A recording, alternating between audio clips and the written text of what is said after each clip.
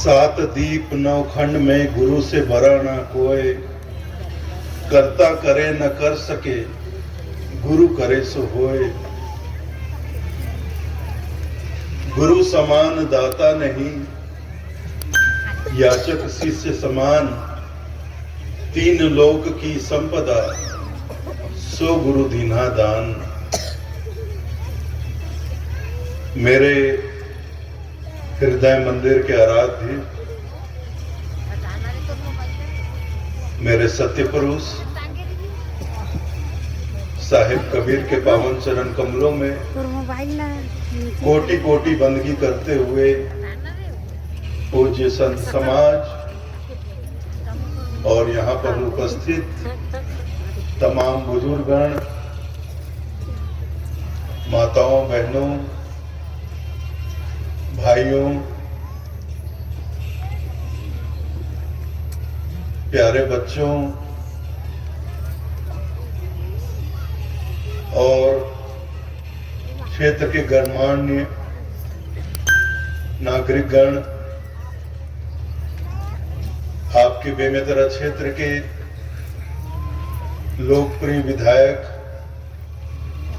भाई आशीष छाबड़ा जी, जिला पंचायत सदस्य बहन शशि प्रभा जी, भाई योगेश तिवारी जी और भी जितने जनप्रतिनिधिगण यहाँ विराजमान हैं, छात्र ही पत्रकार बंधुजन, आप सबको मेरी सप्रेम साहेब।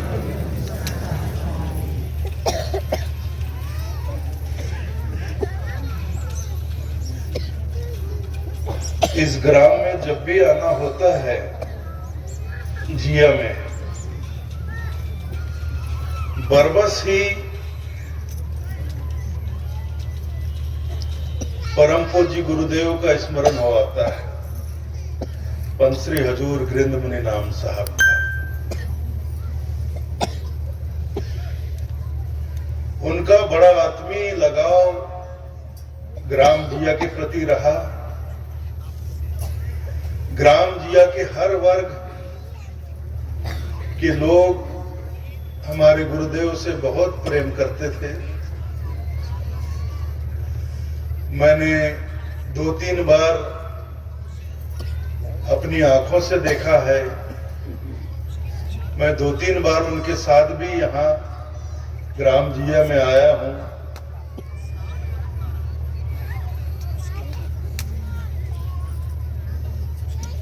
उस वक्त ये समझ लीजिए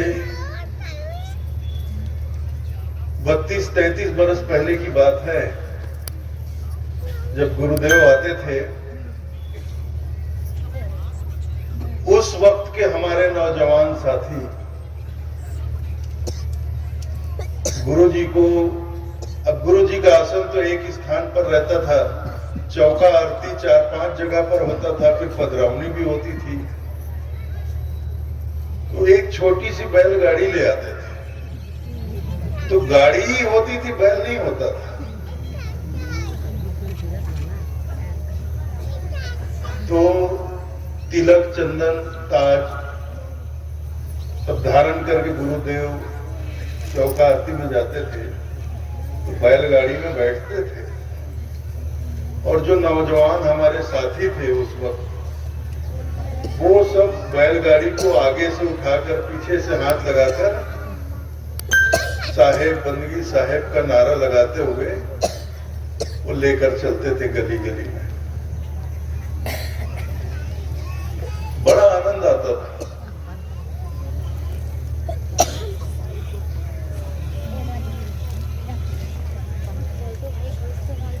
तो इस गांव का सौभाग्य है, मैं कहूंगा, कि आपके ग्राम जिया ने परम पूज्य गुरुदेव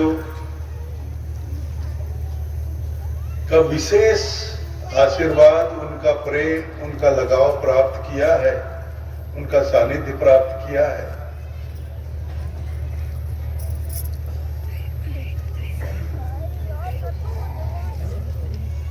तो आज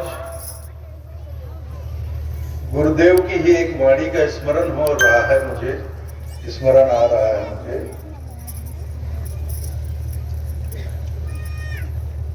गुरुदेव सत्संग में कहते थे,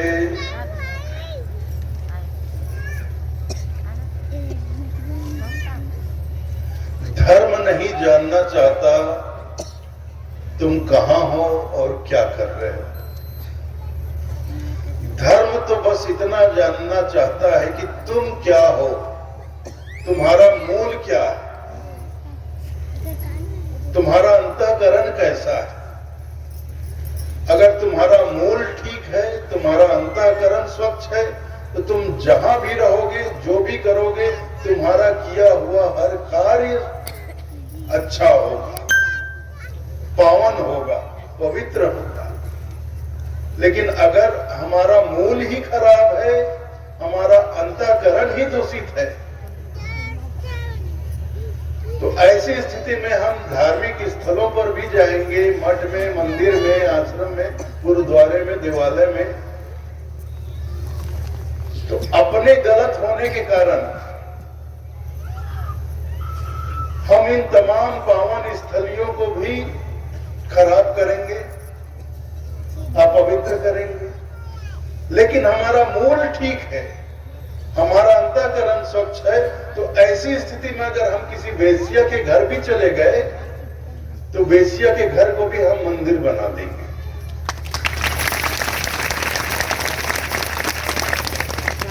तो जो भी होता है वो हमारे होने पर निर्भर करता है कि हम क्या हैं, हमारा मूल कैसा है, हमारा अंतःकरण कैसा है।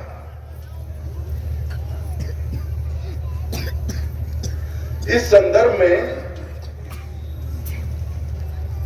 गुरुदेव एक बात कहते थे कि एक रात में सोया तो मैंने सपने में देखा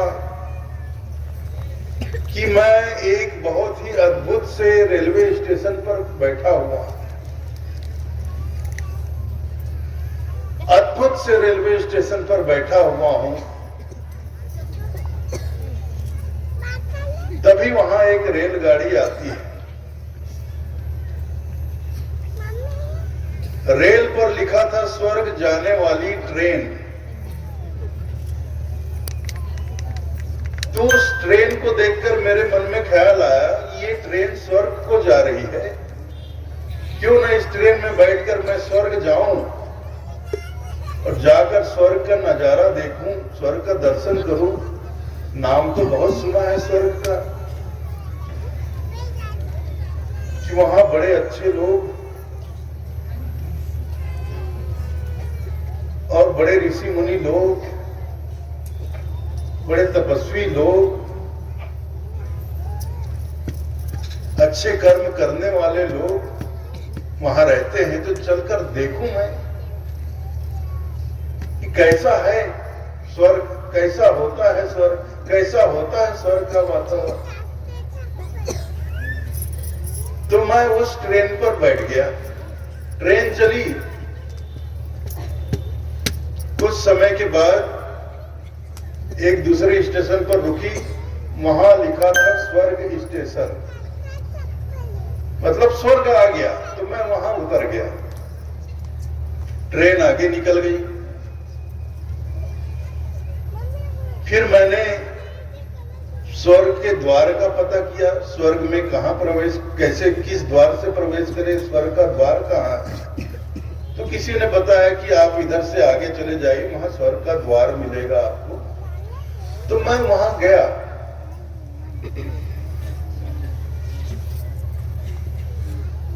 तो द्वार पे द्वारपाल खड़े हुए थे। तो द्वारपालों को मैंने कहा, भैया कि मैं ऐसे ही घूमते फिरते यहां तक आ गया हूं, मेरे मन में बड़ी प्रबल इच्छा है कि स्वर्ग का मैंने बड़ा नाम सुना है, एक बार स्वर्ग का नजारा, वातावरण क्या होता है, कैसा होता है, देखना चाहता हूं। द्वारपालों ने द्वार खोल दिया कि भाई लो देख लो। जैसे ही द्वार खोला, मैंने अंदर झांक कर देखा तो हैरान रह गया, दंग रह गया। वहां तो मार काट मचा हुआ, लोग चीख रहे थे, चिल्ला रहे थे, कोई भाग रहा है, कोई दौड़ा रहा है, लोग किसी को पकड़कर उसको काट रहे हैं, मार रहे हैं, किसी को कोई जिंदा जला रहा है, कोई काट रहा है। बड़ी भयावह स्थिति थी, दंगे फसाद हो रहे थे। मैं घबरा कर वापस लौटा, स्टेशन पर आकर बैठ गया। थोड़ी देर के बाद एक और ट्रेन आई। उस ट्रेन पर लिखा हुआ था नरक को जाने वाली ट्रेन, नरक जाने वाली ट्रेन। तो मेरे मन में विचार आया, स्वर्ग तो देख लिया, अब लगे हाथ नरक का भी दर्शन कर। उसके बारे में भी सुना कि नरक में तो तमाम बुरे लोग जाते हैं, हिटलर, नादिर शाह, औरंगजेब टाइप के लोग जो कत्लेआम करते थे, बुरे कर्म करने वाले लोग जाते हैं। तो चलकर वहां देखूं वहां क्या नजारा है, कैसा वातावरण है। तो नरक जाने वाली ट्रेन में बैठ गया। ट्रेन आगे चली, कुछ समय के बाद एक स्टेशन पर रुकी, लिखा था नर्क जंक्शन, नर्क स्टेशन, मतलब नर्क का स्टेशन आ गया था। तो वहां मैं उतर गया।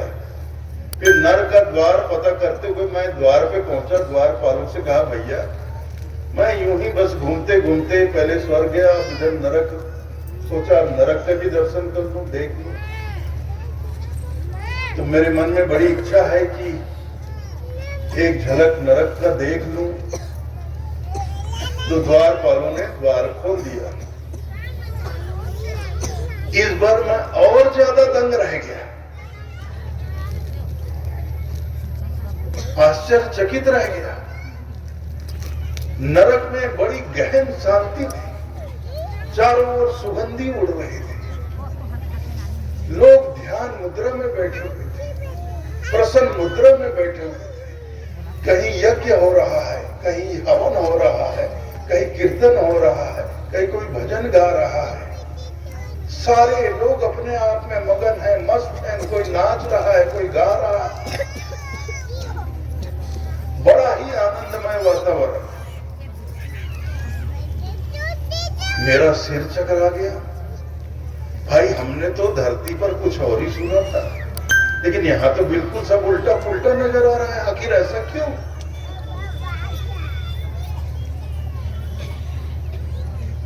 तो मैंने द्वारपाल से पूछा, भैया एक बात बताओ, हम धरती पर रहने वाले लोग हैं, हमने तो कुछ और ही सुना था कि जो अच्छे कर्म करते हैं, जो अच्छे लोग होते हैं, जो ऋषि मुनि होते हैं, जो भक्त लोग होते हैं,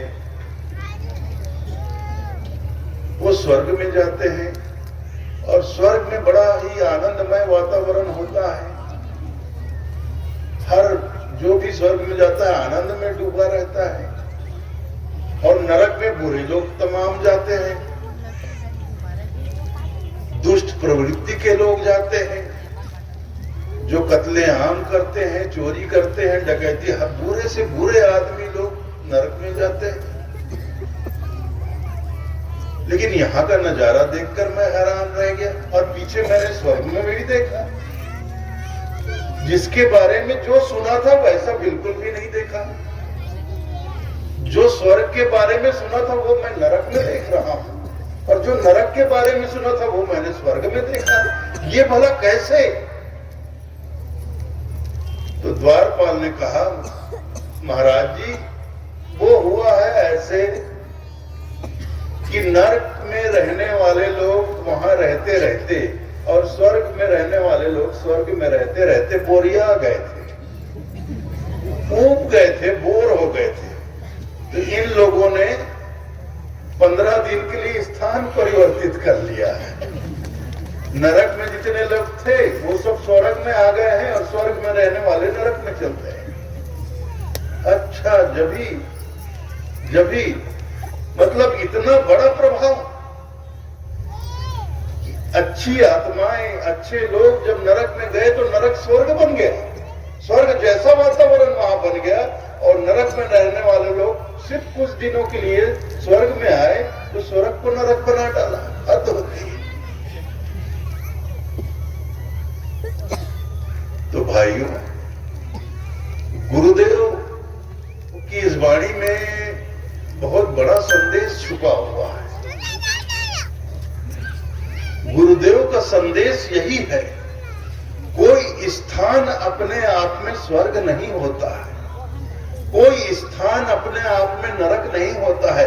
और ऊपर मुंडी उठाकर तो बिल्कुल भी मत देखो कि ऊपर आसमान में कहीं स्वर्ग होगा, कहीं नरक होगा। ये तो इतने रॉकेट जाते हैं, हवाई जहाज उड़ते हैं और सैटेलाइट, इतने सारे सैटेलाइट फैले हुए, किसी न किसी सैटेलाइट के पकड़ में तो आ ही जाता कि स्वर्ग लोग कहाँ है कि नरक लोग कहाँ है। स्वर्ग और नरक सब यही, हम जहां रहते हैं वही है। हमारा अपना घर ही स्वर्ग है, हमारा अपना घर ही नरक है।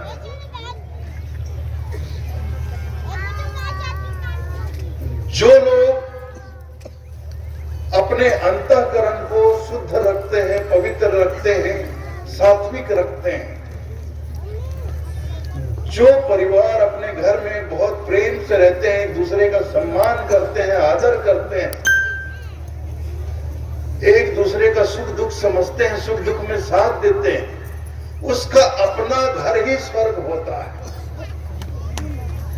होता नहीं है, वो बनाता है। हम अपने घर को स्वर्ग बनाते हैं अपने व्यवहार से, अपने स्वभाव से।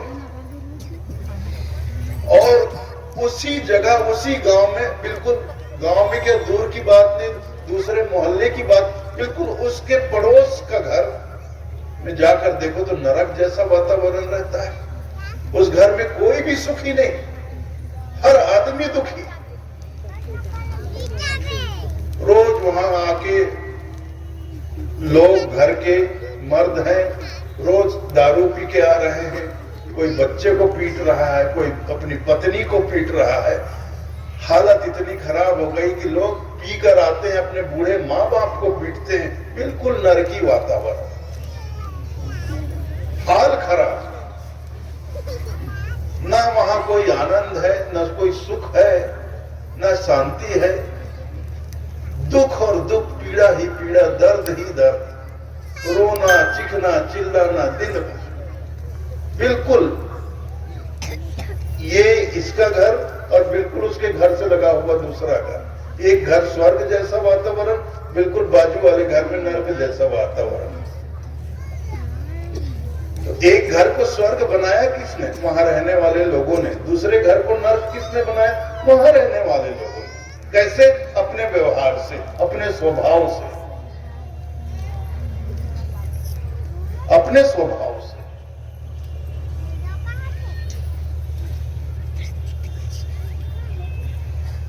तो आप इधर उधर कहीं मत देखिए कि स्वर्ग इधर होगा और मरने के बाद जाएंगे। मरने के बाद कोई कहीं नहीं जाता है। मरने के बाद तो सिर्फ भटकना ही होता है। मेरे को एक बात बताओ, जब आप अपने जीते जी अपने घर को स्वर्ग बना सकते हो तो मरने के बाद की कामना क्यों करते हो कि हम मर जाएंगे उसके बाद हम स्वर्ग जाएंगे, कि मर जाएंगे उसके बाद हम हो सकता है नरक चले जाएंगे। जब अपने जीते जी मरने के पहले ही आप स्वर्ग का भोग कर सकते हो, नरक में पड़ सकते हो, तो मरने के बाद की बात क्यों करते हो भाई?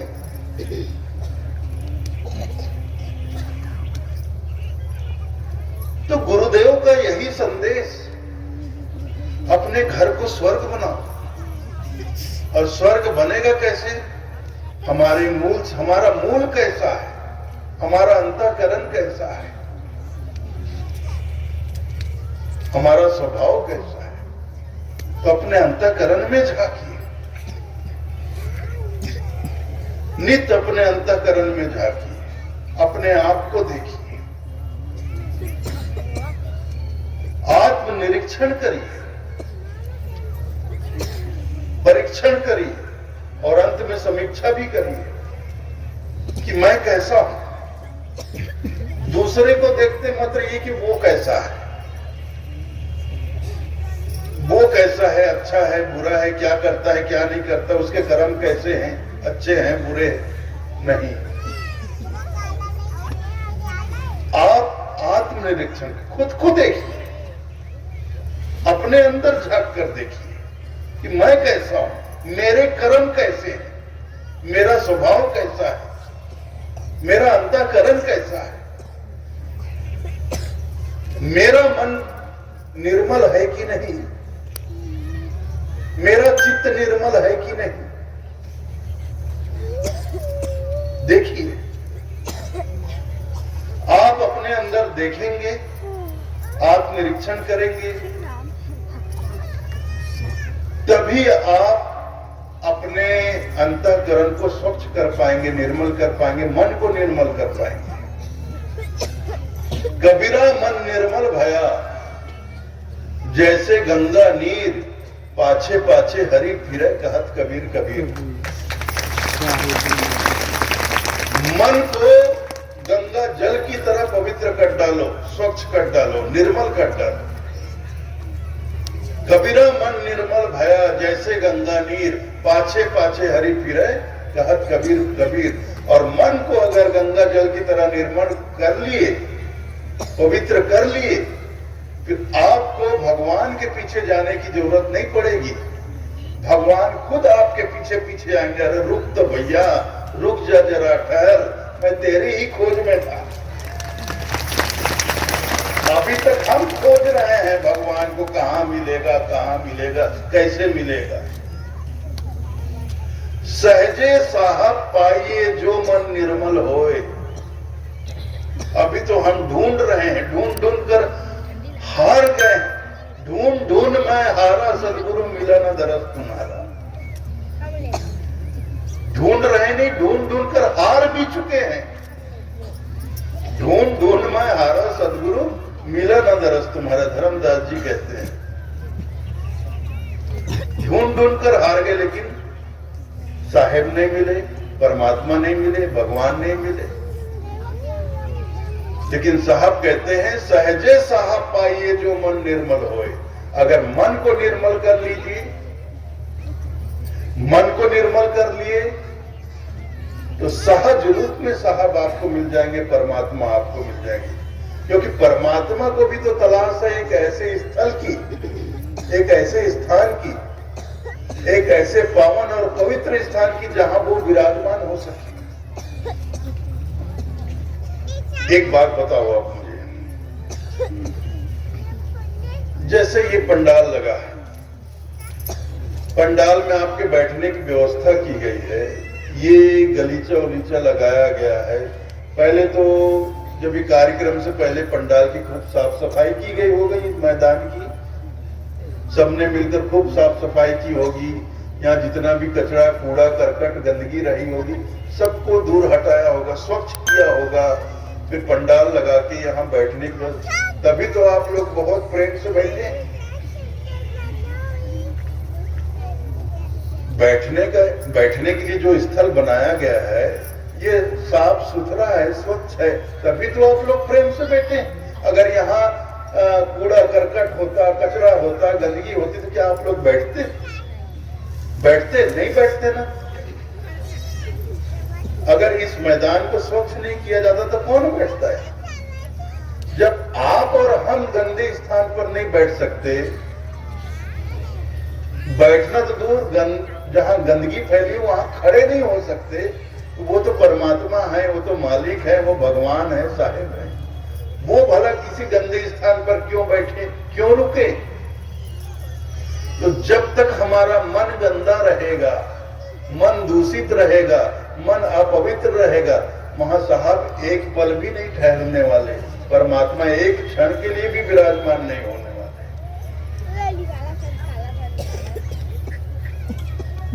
तो मन को निर्मल करना होगा। निर्मल कैसे होगा? जब हम अंतःकरण का निरीक्षण करेंगे, अपने आप में झांकेंगे, खुद को देखेंगे।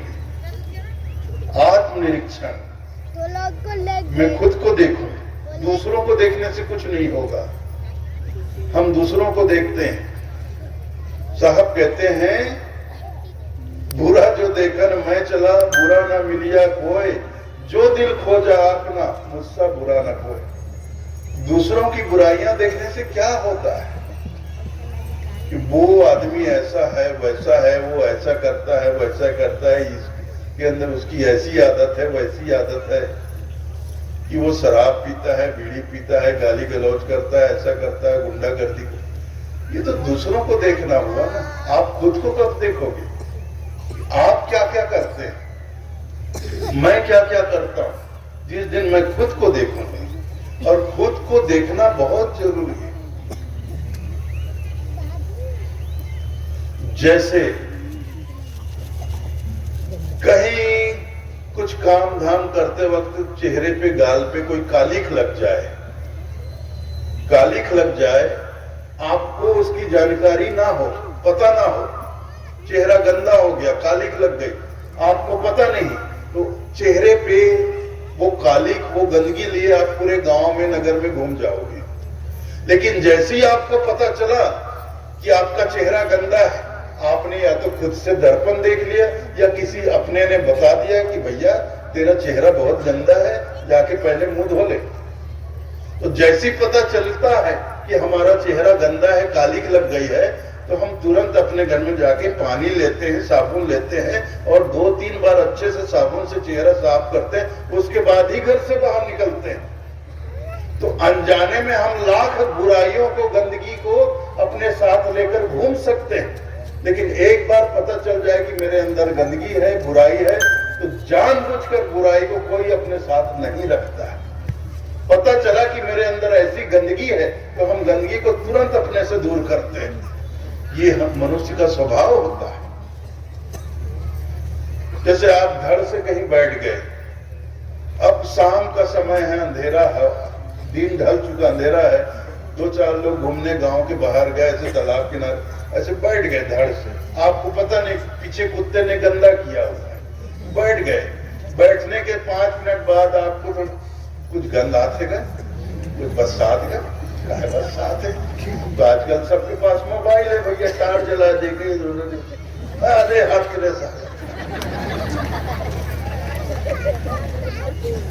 तुरंत वहां से उठ के भागते हो, मतलब उस गंदे जगह से आप दूर हो जाना चाहते हो।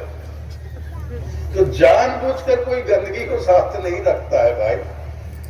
कि जितने भी लोग दुनिया में गंदगी को, विकारों को, विकार जिसको कहते हैं मन के विकार, काम, क्रोध, मद, लोभ, मोह, ईर्षा, राग, द्वेष, छल, कपट, चतुराई, और बहुत तरह के विकार हैं।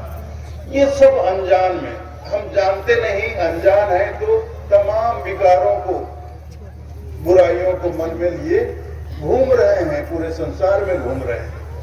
लेकिन जब आत्मनिरीक्षण करना शुरू करेंगे, खुद को देखना शुरू करेंगे, खुद के मन में झांकना शुरू करेंगे, और पता चलेगा कि मेरे मन में तो इतनी ऐसी बुराइयां हैं, ऐसे ऐसे विकार हैं, तो जानबूझकर कोई विकार को रखेगा क्या? नहीं रखता है।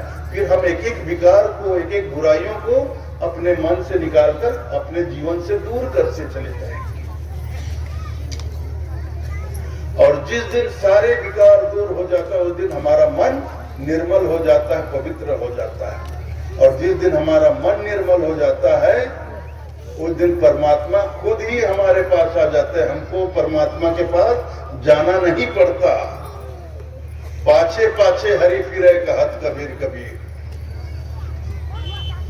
जिस दिन मन निर्मल हो जाता है, स्वच्छ हो जाता है, परमात्मा खुद ही हमारे पास आ जाते हैं। भैया मुझे भी तो बैठने के लिए कोई स्थान चाहिए, तो तेरा मन बहुत निर्मल है, स्वच्छ है, पावन है, पवित्र है, मुझे अपने मन में विराजमान हो जाने दे।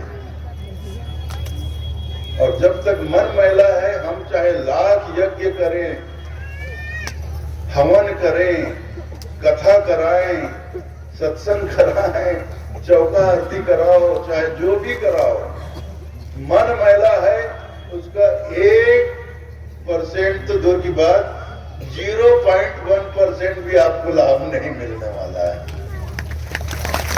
कुछ नहीं होगा, चाहे कितना कितना भी बड़ा यज्ञ करा लो, हवन करा लो, पूजा पाठ करा लो, यज्ञ करा लो, कथा करा लो, कुछ भी करा लो, कुछ हासिल नहीं होगा जब तक मन में मैल भरा है, विकार भरे हैं। तो मन के विकारों को दूर करना बहुत आवश्यक है।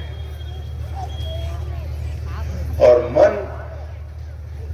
मन की स्थिति देखिए, साहब कहते हैं मन का ही तो सारा खेल है भाई। हमारा स्वर्ग और नर्क हमारे मन की स्थिति पर निर्भर करता है। मन की स्थिति पर, तन की स्थिति पर नहीं। ये बहुत समझने वाली बात है।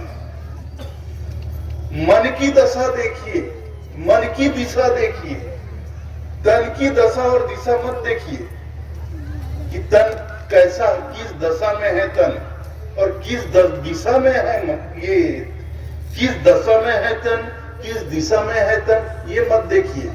किस दशा में है मन और किस दिशा में है मन, ये देखिए।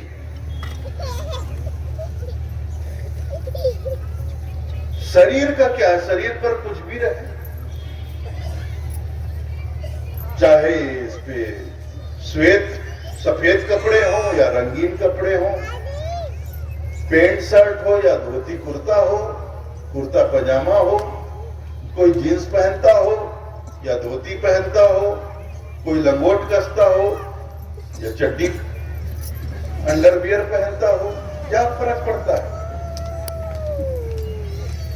कोई दाढ़ी जटा बढ़ाता हो या कोई मूड़ मुड़ाता हो या कोई छोटे बाल रखता हो, कोई बड़े बाल रखता हो, कोई घर में रहता हो, कोई जंगल में रहता हो, इससे कुछ लेना देना नहीं परमात्मा को। परमात्मा को तो लेना देना है हमारे सद्भाव से।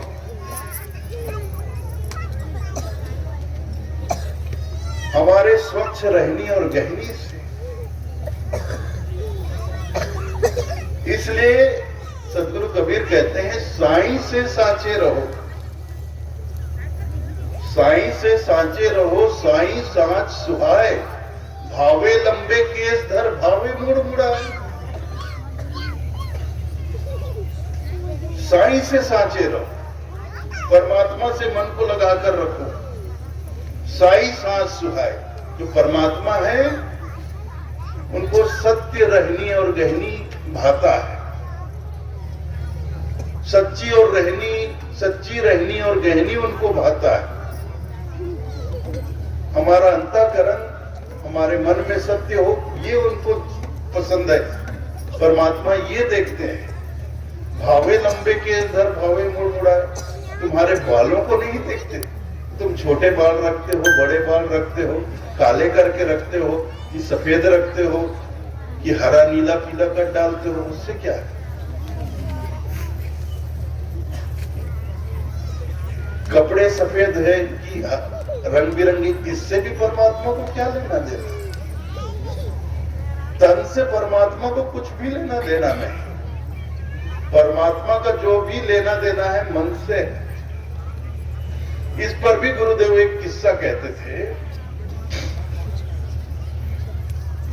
हमारी मुक्ति तन की स्थिति पर निर्भर नहीं है, मन की स्थिति पर निर्भर है। एक गांव में दो मित्र रहते थे। दिन भर तो काम धाम में, दोनों का अलग अलग काम था, दिन भर काम धाम करते थे। शाम 5 बजे काम धाम से निवृत्त होकर घर आते थे, हाथ मुंह धोकर, नहा धोकर दोनों एक साथ घर से निकलते थे और गलियों में चलते हुए आगे बढ़ते थे। रास्ते में एक मंदिर पड़ता था, तो दोनों में से एक मित्र वहां रुक जाता था। भैया बस मेरी मंजिल आ गई, मेरा मुकाम आ गया, अब मैं इस मंदिर में रुक जाऊंगा, अब तेरे साथ मैं आगे नहीं जा सकता। मैं यहाँ रुकता हूँ, मंदिर में बैठता हूँ, भगवान के दर्शन करता हूँ, भजन कीर्तन सुनता हूँ, अब मैं तेरे साथ आगे नहीं जा सकता। तो दूसरा मित्र आगे बढ़ जाता था। वो गांव के बाहर एक नाचने वाली रहती थी, उसके घर में चला जाता था। प्रतिदिन दोनों शाम को घर से निकलते थे, एक मंदिर में रुकता था, दूसरा गांव के बाहर नाचने वाले के घर चला जाता था। एक दिन क्या हुआ, दोनों मित्र मोटरसाइकिल में कहीं जा रहे थे, दुर्घटना हो गई, दोनों की एक साथ मृत्यु हो गई, दोनों एक साथ मर गए। मरने के बाद दोनों पहुंचे धर्मराज के दरबार में। तो धर्मराज ने कहा, चित्रगुप्त, दोनों का जरा बही खाता निकालो, हिसाब किताब बताओ। तो चित्रगुप्त ने धर्मराज को दोनों का बही खाता निकाल के दिखाया। तो उसे देखकर धर्मराज ने कहा, ये आदमी जो है इसको स्वर्ग में भेजो, और ये दूसरा है इसको नरक में डालो इसको नरक में। जी महाराज। तो जिसको नरक में डाला जा रहा था वो आदमी थोड़ा हड़बड़ा गया। अरे महाराज ये क्या न्याय है, महाराज क्या न्याय कर रहे हो? जबकि दूसरा बिल्कुल शांत था। लेकिन जिसे नरक में डाला जा रहा था वो थोड़ा हल्ला गुल्ला हंगामा करना शुरू कर दिया। क्या हुआ, क्या बात है? अरे महाराज, मैं जिंदगी भर मंदिर में बैठा, महाराज मुझे आप नरक में मतलब भेज रहे हो, नरक में डाल रहे हो, और ये मेरा दोस्त ही है महाराज, ये जिंदगी भर नाचने वाले के घर गया, उसको आप स्वर्ग प्रदान कर रहे हो महाराज, तो ये तो अन्याय है महाराज। तो धर्मराज ने कहा, बात तो यही है, खेल सारा तन का नहीं मन का है बेटा। मैं मानता हूं, मैं जानता हूं, तो जीवन भर मंदिर में बैठा, और ये जीवन भर नाचने वाली के घर बैठा, लेकिन मन का फेर बड़ा उल्टा पड़ गया है बेटा। तू जरूर बैठा जीवन भर मंदिर में, तू रोज घर से निकलता था, रास्ते में मंदिर में बैठ जाता था, तेरा दोस्त आगे नाचने वाले के घर जाके बैठ जाता था, लेकिन मंदिर में बैठे बैठे तू बस एक ही बात सोचता था। क्या सोचता था?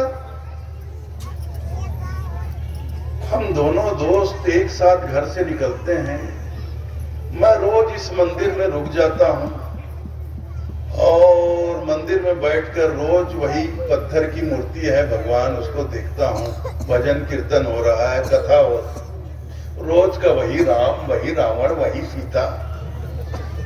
मैं कोई गलती तो नहीं कर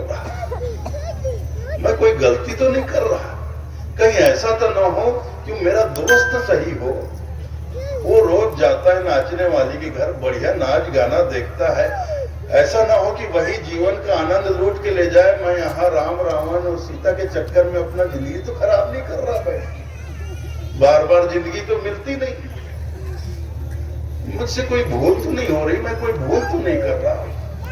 वो यही सोचता रहता था। ठीक यही स्थिति वो नाचने वाली के घर जो उसका मित्र बैठता था उसकी भी थी। वो बैठता था, शरीर से तो बैठता था नाचने वाले के घर, लेकिन वो भी यही सोचता रहता था, यार मैं कोई गलती तो नहीं कर रहा, मैं कोई भूल तो नहीं कर रहा। हम दोनों दोस्त निकलते हैं शाम को घर से, मेरा दोस्त मंदिर में रुक जाता है और मैं इस नाचने वाली के घर आ जाता हूँ। हो ना हो मेरा मित्र सही हो, वो दोस्त अच्छा हो, रोज भगवान के दर्शन करता है, मंदिर में साधु संत आते हैं, साधु संतों के दर्शन करता है, उनके सत्संग प्रवचन सुनता है, कथा सुनता है, भजन कीर्तन करता है, और मैं रोज चला आता हूँ इस नाचने वाली के घर में, इसका नाच गाना देखने में लग जाता हूँ। हो ना हो मेरा मित्र सही हो, वो इस भव सागर से पार निकल जाए, स्वर्ग पहुंच जाए, और मैं इस नाचने वाली के कारण नरक में पड़ जाऊं। इनमें कोई गलती तो नहीं करता। तो ये हुआ था उन लोगों के। तो धर्मराज ने कहा, देख तेरे मित्र ने नाचने वाली के घर बैठकर भगवान के मंदिर का ध्यान कर लिया, इसका शरीर जरूर नाचने वाली के घर रहता था, लेकिन इसका मन मंदिर में रहता था। तेरा शरीर मंदिर में रहता था, लेकिन तेरा मन नाचने वाली के घर में रहता था। इसने नाचने वाली के घर बैठकर मन से भगवान का भजन कर लिया, और तू मंदिर में बैठकर मन से नाचने वाली के रंग में डूबा रहा, इसलिए तुझे नरक और इसको स्वर्ग।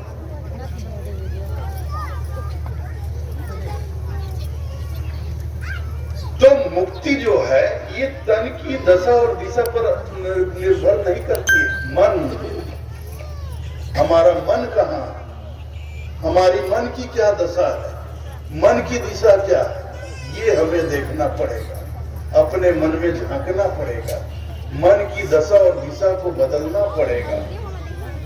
तो ये गुरुदेव की बहुत अनमोल वाणियां हैं। आज प्रथम दिवस है, मैं आप लोगों का ज्यादा समय नहीं लूंगा।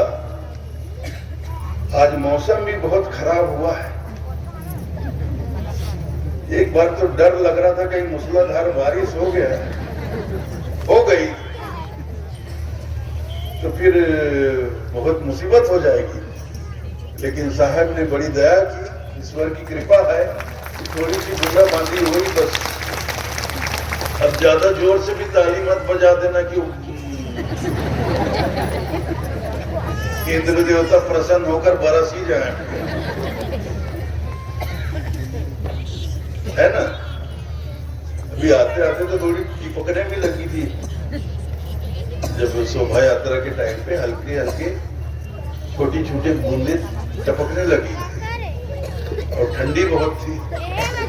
खुले में रथ में थे, ऊपर थे, आप लोग तो सब नीचे नीचे डट कर चल रहे थे, हम ऊपर टंगाए हुए थे। ऊपर ठंड भी बहुत लग रही थी, और वो ठंड के कारण ही उदित मुनि को सिर में दर्द होने लग गया, इसलिए यहाँ नहीं आए, वो बैठे हैं वहां पे।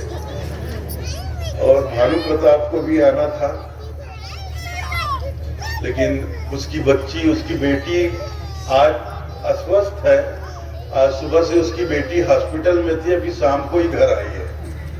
तो तबीयत ठीक रहेगी तो रात तक भानु प्रताप का आगमन होगा, या कल शाम तक या दोपहर को भानु प्रताप का भी आगमन हो जाएगा। तो आप लोग धन्य हैं। मैं यही कहूंगा, हमारे गुरुदेव को आप भली भांति जानते हैं, पुराने लोग जितने यहाँ हैं सब भली भांति जानते हैं। उनकी जैसी मूर्ति आप सादगी की मूर्ति कहें, क्षमा मूर्ति कहें, शांति की मूर्ति कहें, कभी आपने, जो पुराने लोग हैं जो उनको जानते हैं, कभी उनके मुखारबिंद से एक कड़ी आवाज, एक कड़ी फटकार भी आपने नहीं सुनी होगी जीवन में। इतना शांत, इतने कोमल और मधुर अमृत में उनकी वाणी होती थी, और सादगी की मूरत। उनको जमीन पर बैठ जाने में कोई हर्जा नहीं था। कहीं बैठना हो तो किसी से आग्रह नहीं करते थे कि मेरे लिए यहाँ कुछ बिछा दिया जाए, ज्यादा कुछ नहीं तो एक चादर ही बिछा दिया, ये आग्रह भी उनके जीवन में नहीं थी, जमीन पर ही बैठ जाते।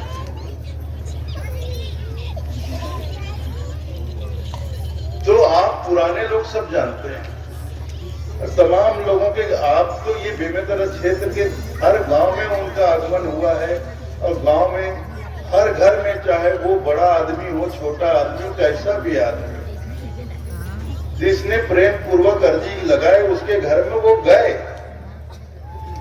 उसके घर पर गए, बहुत प्रेम से गए, उसके घर पर बैठे, भोजन प्रसाद पाया, चौका आरती किया।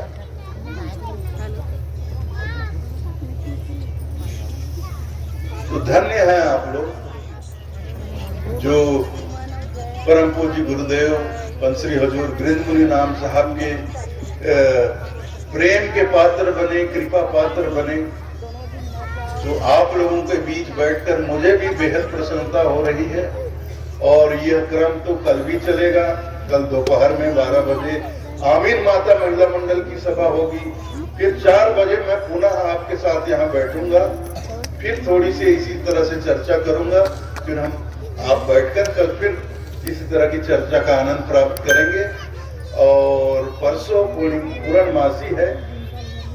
पूर्णमासी को दोपहर में 1 बजे के करीब आप लोगों ने यहाँ पर पौष पूर्णिमा के पावन अवसर पर महायज्ञ एकोत्तरी आरती का आयोजन किया है। तो परसों शुक्रवार है, शुक्रवार को पौष पूर्णिमा के दिन हम लोग दोपहर में महायज्ञ एकोत्तरी आरती का आनंद प्राप्त करेंगे। और यहाँ भोजन भंडारा, साहेब की प्रसादी, सदगुरु की प्रसादी भी मिल रही है, प्रसादी का भी आनंद प्राप्त करेंगे। भजन कीर्तन का ये सब बैठे हुए और भी लोग आए होंगे, भजन कीर्तन वाले, नित्य गुरु महिमा पाठ, संध्या पाठ, भजन कीर्तन और संत महात्मा हमारे पधारे हुए हैं, उनके भी सत्संग का लाभ हमें समय समय पर मिलता रहेगा।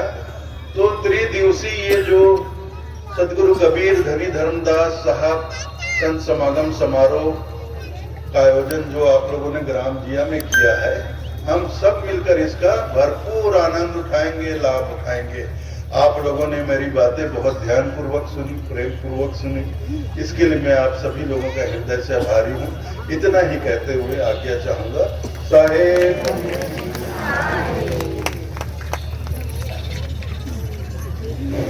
कल